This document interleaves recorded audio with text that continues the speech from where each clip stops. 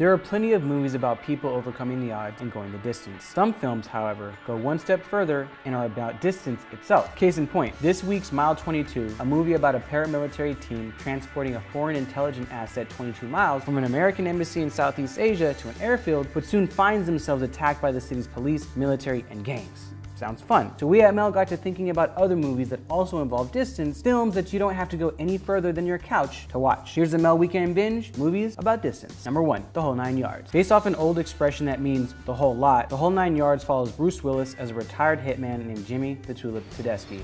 Jimmy. Hi. Jimmy Jones.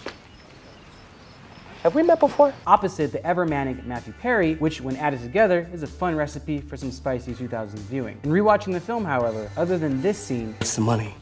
All of it. The whole 9 yards. there aren't any other allusions to distance, the film instead leaning into the fact that the movie has everything, like the title suggests: hitmen, dentists, the mob, jealous wives, Michael Clark Duncan, weird assistants, random Amanda Pete nudity, Bruce Willis actually having hair, chill shirts, and plenty of Bruce Willis as the cool hitman next door. Hey.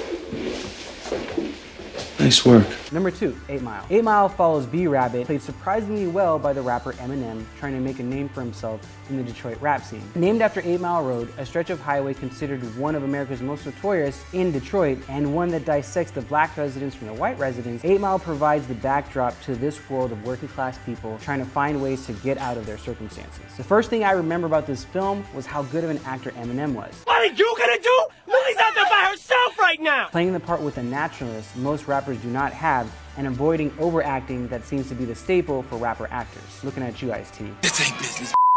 This is personal. Beyond that, this film has some of the best rap battles ever put onto film.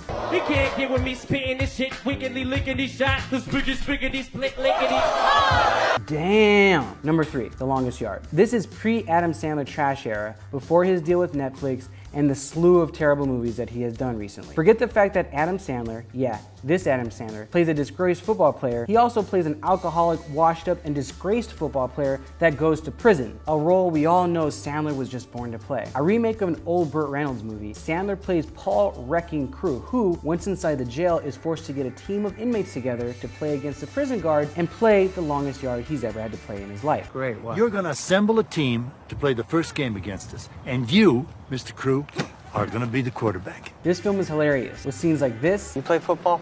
Me? No. I suck so bad they used to pick me after the white kids. and this, Ah, stupid tire! Y'all freaking tire! You can get out of me! Ah, kick your ass!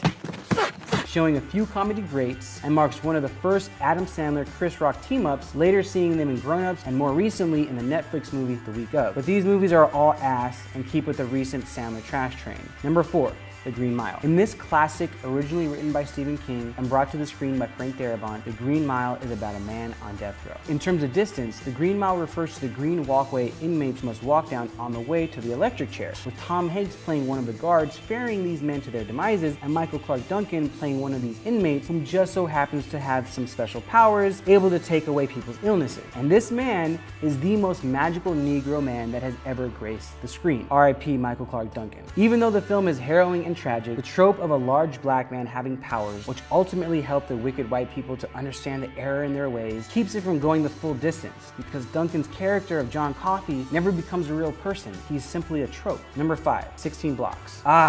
Old Bruce Willis again. In 16 Blocks, Bruce plays Jack Mosley, an alcoholic cop tasked with taking a prisoner 16 blocks to a courthouse to stand trial against some corrupt cops, but surprise, surprise, must fight through a gamut of corrupt cops trying to kill said prisoner. Bruce must love his movies about distance, with Willis sharing the screen this time with Mos Def doing a very interesting accent, which makes him sound like a character from the Boondocks. Everybody just calm down, officer. 16 Blocks is a bare-knuckled cop drama that stays tense by hewing close to its title, each block pass adding to the tension and drama. And in many ways is similar to Mile 22 with the Protect the Asset mission, it just has different targets and different distance denominations. Honorable mentions include 20 Feet from Stardom, 8mm, Light Years, and Miles Ahead. And that's the list. Hopefully it went the distance. Did I miss the mark on any, or simply pass any by? If so, please leave them in the comment section below.